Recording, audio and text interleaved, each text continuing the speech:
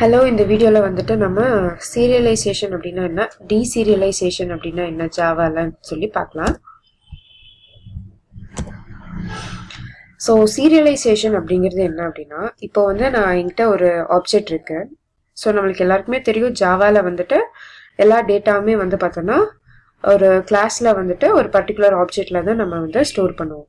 So இப்போ அந்த ஆப்ஜெக்டை வந்துட்டு நான் வந்து இன்னொரு சோர்ஸுக்கு வந்துட்டு நான் ட்ரான்ஸ்ஃபர் பண்ணணும் அப்படின்னா எப்படி நம்ம ட்ரான்ஸ்ஃபர் பண்ணோம் அப்படின்னா ஒரு ஃபார்ம் ஆஃப் பிட்ஸில் தான் நம்ம வந்து பைனரி பிட்ஸில் தான் நம்ம ட்ரான்ஸ்ஃபார்ம் பண்ண முடியும். ஸோ நெட்வொர்க் இருக்கணும். ஸோ சோர்ஸ், அதாவது எந்த இடத்துல இருந்து எந்த சோர்ஸ்ல இருந்து எந்த சோர்ஸுக்கு போதோ, எந்த டெஸ்டினேஷனுக்கு போதோ, அந்த ரெண்டுமே வந்துட்டு அந்த ரெண்டு சோர்ஸ் டெஸ்டினேஷன், சோர்ஸும் சரி டெஸ்டினேஷனும் சரி ரெண்டுமே வந்துட்டு நெட்வொர்க்கால connect ஆகிருக்கணும். So the process of transferring the state of object, ஒரு state of object அப்படியே 0 and 1 in the form of binary bitsல நெட்வொர்க்ல நம்ம வந்து டிரான்ஸ்ஃபர் பண்றதுக்கு பேர் தான் சீரியலைசேஷன். இதை அப்படியே ஆப்போசிட்ல கன்வெர்ட் பண்ணோம்னா டீசீரியலைசேஷன். அதாவது the process of transferring the binary bits, அதாவது ஜீரோஸ் அண்ட் ஒன்ஸ்ல இருக்கிற அந்த பைனரி பிட்டை நான் மறுபடியும் ஸ்டேட் ஆஃப் ஆப்ஜெக்டா கன்வெர்ட் பண்றேன் அப்படின்னா through network, that is called as deserialization. So இந்த மாதிரி நான் டேட்டாவை வந்துட்டு ஒரு சோர்ஸ்ல இருந்து இன்னொரு சோர்ஸ்க்கு நான் டிரான்ஸ்ஃபர் பண்ணும்போது நான் வந்து சீரியலைசேஷன் அப்படிங்கிற ஒரு இன்டர்ஃபேஸை நான் யூஸ் பண்ணணும். இப்போ நான் என் ப்ரோக்ராம்ல இருக்கு அப்படின்னா அந்த ப்ரோக்ராம்ல வந்துட்டு இந்த சீரியலைசேஷன் அப்படிங்கிற இந்த இன்டர்ஃபேஸை நான் யூஸ் பண்ணா மட்டும்தான் என்னால் டேட்டாவை வந்துட்டு டிரான்ஸ்ஃபர் பண்ண முடியும். ஒரு சோர்ஸ்ல இருந்து இன்னொரு சோர்ஸுக்கு டேட்டா டிரான்ஸ்ஃபர் ஆகுது அப்படிங்கிறது எனக்கு எப்படி தெரியும்னா, அந்த பர்டிகுலர் கிளாஸ் வந்து சீரியலைசேஷன் அப்படிங்கிற அந்த இன்டர்ஃபேஸை வந்துட்டு இம்ப்ளிமெண்ட் பண்ணாதான் அதுல இருக்கிற அந்த டேட்டா வந்துட்டு இன்னொரு சோர்ஸ் இல்லை இன்னொரு சோர்ஸ் அல்லது ஒரு டெஸ்டினேஷனுக்கு வந்து டிரான்ஸ்ஃபர் ஆகுது அப்படிங்கிறது நம்மளுக்கு தெரியும். ஸோ இந்த சீரியலைசேஷன் இன்டர்ஃபேஸ் அப்படிங்கிறது வந்துட்டு இது ஒரு மார்க்கர் இன்டர்ஃபேஸ். இந்த சீரியலைசேஷன் இன்டர்ஃபேஸ்ல வந்துட்டு எந்த ஒரு அப்ஸ்ட்ராக்ட் மெத்தடுமே இல்லை.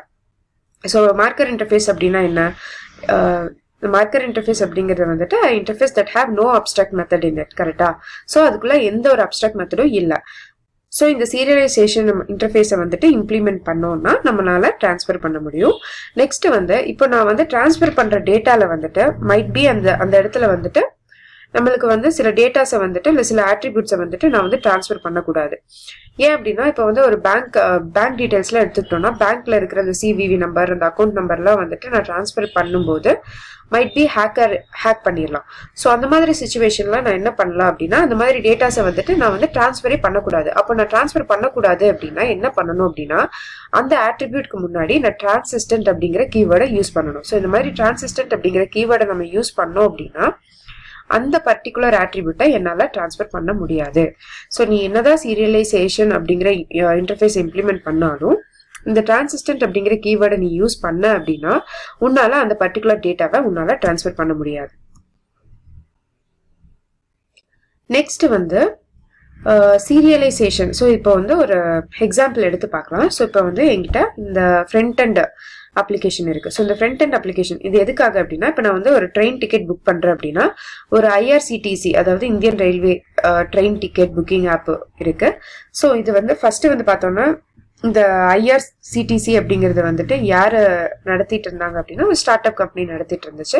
அதுக்கப்புறம் அதுல நிறைய பாக்ஸ், அதாவது டிஃபெக்ட்ஸ் இருக்கிறத வந்து ரியலைஸ் பண்ணிட்டு அந்த கம்பெனி வந்து லைக் அந்த ஸ்டார்ட் அப் கம்பெனி வந்துட்டு டிசிஎஸ் கம்பெனி கிட்ட வந்துட்டு இந்த டிசி அப்படிங்கிற அப்ளிகேஷனை வந்துட்டு அவங்க கிட்ட கொடுத்துட்டாங்க. So still now it was managed by TCS தான் இதை மேனேஜ் பண்ணிட்டு இருக்கு இந்த அப்ளிகேஷனை.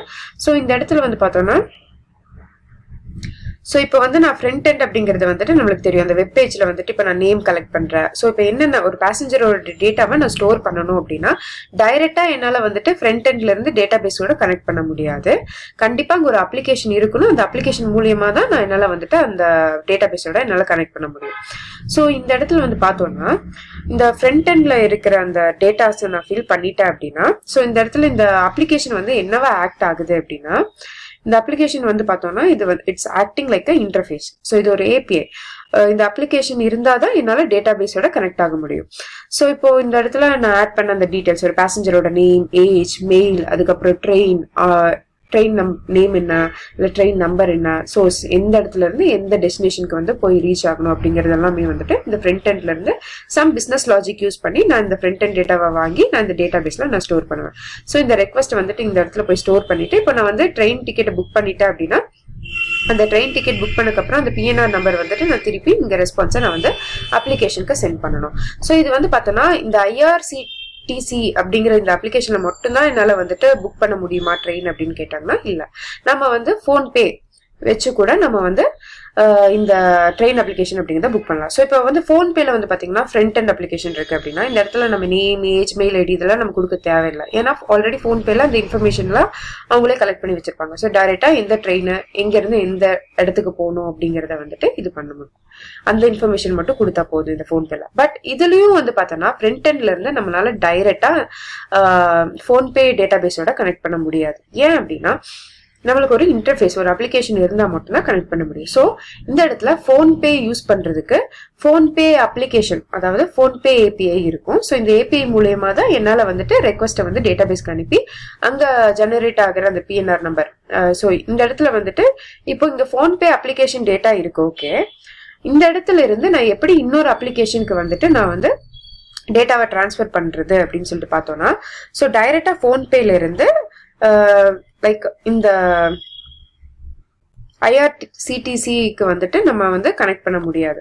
ஸோ லைக் இப்போ வந்து நான் இந்த அப்ளிகேஷன்ல இருந்து இந்த அப்ளிகேஷனுக்கு நான் கனெக்ட் பண்ணணும் அப்படின்னா நெட், அதாவது இன்டர்நெட் மூலியமா நம்ம கனெக்ட் பண்ணிக்கலாம். ஸோ இந்த ஸ்டேட் ஆஃப் ஆப்ஜெக்ட், அதாவது இந்த இடத்துல நான் வாங்கி வச்சிருக்கிற இந்த ஆப்ஜெக்ட் இருக்குல்ல, இந்த ஆப்ஜெக்ட்ல வந்துட்டு train details, source details, destination details எல்லாமே இருக்கும். இந்த ஸ்டேட் ஆஃப் டேட்டாவை வந்துட்டு நான் டிரான்ஸ்ஃபர் பண்ணணும். யாருக்கு நான் டிரான்ஸ்ஃபர் பண்ணணும்? IRCTC அப்ளிகேஷனுக்கு நான் டிரான்ஸ்ஃபர் பண்ணணும். ஸோ இங்க இருந்து நான் இங்க டிரான்ஸ்ஃபர் பண்றதுக்கு அது கண்டிப்பா ஒரு HTTP, அதாவது ஒரு இன்டர்நெட்ல கனெக்ட் ஆயிருக்கணும். அண்ட் இந்த ஸ்டேட் ஆஃப் டேட்டாவை நான் அப்படியே அனுப்ப முடியாது. அதை வந்து நான் பைனரி பிட்ஸா கன்வெர்ட் பண்ணிட்டு அந்த பைனரி பிட்ஸை தான் நான் வந்துட்டு இந்த அப்ளிகேஷனுக்கு அனுப்பணும். அதே மாதிரி இந்த பைனரி பிட்ஸ் ரீச் ஆன உடனே இந்த பைனரி பிட்ஸை வச்சு அவங்களால யூஸ் பண்ண முடியாது. ஸோ அப்போ இவங்க IRCTC என்ன பண்ணணும் அப்படின்னா அந்த பைனரி பிட்ஸை வந்துட்டு மறுபடியும் ஒரு ஸ்டேட் ஆஃப் ஆப்ஜெக்டை கன்வெர்ட் பண்ணி அதுக்கப்புறம் தான் இந்த டேட்டா பேஸ்ல ஸ்டோர் பண்ணுவாங்க. அதுக்கப்புறம் PNR நம்பர் அப்படிங்கறத வந்துட்டு வாங்கி இந்த PNR நம்பர் தான் வந்துட்டு இந்த ஃபோன்பேக்கு வந்துட்டு ரெக்வஸ்டா வந்துட்டு ரெஸ்பான்ஸா வந்துட்டு இங்க இருந்து இங்க போகும். ஸோ இந்த மாதிரி ப்ராசஸ் நடக்கும். ஸோ இப்போ வந்து பார்த்தோம்னா இங்க வந்து இது வந்து ஒரு கிளைண்ட்ல இருந்து பிசினஸ் பண்றாங்க. ஸோ கிளைண்ட் டு பிசினஸ் ஓரியன்டான ஒரு ப்ராசஸ் இது. ஸோ இப்போ வந்து இங்க 2 இன்டர்ஃபேசஸ் லைக் ப்ரொவைட் பண்ணியிருக்காங்க, அதாவது input stream, output stream. So இப்போ வந்து நீ ரீட் ஆப்ரேஷன் பெர்ஃபார்ம் பண்ணணும்னா நீ வந்து இன்புட் ஸ்ட்ரீம் யூஸ் பண்ணணும். நீ வந்து ரைட் ஆப்ரேஷன் பெர்ஃபார்ம் பண்ணணும் அப்படின்னா நீ வந்து அவுட்புட் ஸ்ட்ரீம் யூஸ் பண்ணணும். ஸோ இதை யூஸ் பண்ணி எப்படி ஒரு ஆப்ஜெக்டை வந்துட்டு இப்போ நான் சொன்னேன்ல இந்த இடத்துல வந்துட்டு லைக் இந்த ஸ்டேட் ஆஃப் ஆப்ஜெக்ட், ஒரு ஆப்ஜெக்ட் இருக்கு அப்படின்னா அந்த ஆப்ஜெக்டை வந்துட்டு நான் வந்து convert like binary pizza convert பண்ணி நான் இங்க அனுப்பணும், லைக் IRCTCக்கு அனுப்பணும். ஸோ இந்த மாதிரி நான் கன்வெர்ட் பண்ணி அனுப்பணும் அப்படின்னா ஃபர்ஸ்ட் வந்து என்கிட்ட ஒரு ஃபைல் இருக்கணும். அந்த ஃபைல வந்துட்டு நான் வந்து ரைட் பண்ணி வச்சிருக்கணும், கரெக்டா? ஸோ ரைட் ஆப்ரேஷன் பெர்ஃபார்ம் பண்றதுக்கு நான் என்ன பண்ணணும் அப்படின்னா அவுட்புட் ஸ்ட்ரீம் யூஸ் பண்ணணும். ஸோ அவுட்புட் ஸ்ட்ரீம் யூஸ் பண்ணி ஒரு ஃபைலை நான் எழுதி வச்சுட்டு அந்த ஃபைல வந்துட்டு நான் பைனரி பிட்ஸா கன்வெர்ட் பண்ணி அந்த கன்வெர்ட் பண்ண பைனரி பிட்ஸை வந்துட்டு நான் வந்து இந்த அப்ளிகேஷனுக்கு அனுப்புவேன். இந்த அப்ளிகேஷன்ல இருந்து அந்த பைனரி பிட்ஸா இருக்கிற இந்த டேட்டாவை வந்துட்டு மறுபடியும் நான் ஸ்டேட் ஆஃப் ஆப்ஜெக்டா கன்வெர்ட் பண்ணி நான் வந்து இந்த இடத்துல வியூ பண்ணுவேன். ஸோ இந்த ப்ராசஸ் எப்படி நடக்குது அப்படிங்கிறத ப்ரோக்ராம்ல நெக்ஸ்ட் வீடியோல பார்க்கலாம். தேங்க்யூ.